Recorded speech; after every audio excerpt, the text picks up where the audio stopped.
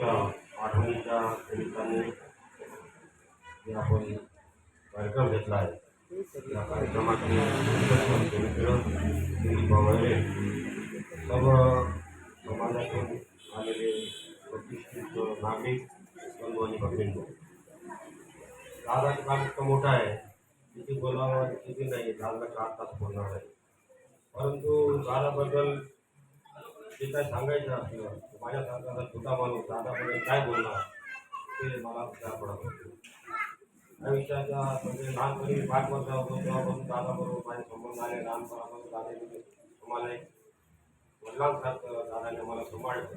सामाजिक आणि राजकीय आणि सामाजिक आणि शैक्षणिक संस्थेमध्ये किंवा सरकारामध्ये जे काही मी थोडंफार काम करू शकलो ते दादांच्या मार्गदर्शनाखाली आणि दादांची पुण्यामुळे झालं असं मी ते नमूद करतो. दादाचे वार्ता आपण विचार दादांचे जे आहेत ते आपण सर्वांनी चालवले पाहिजे अशी मी आपण सर्वांना विनंती करतो.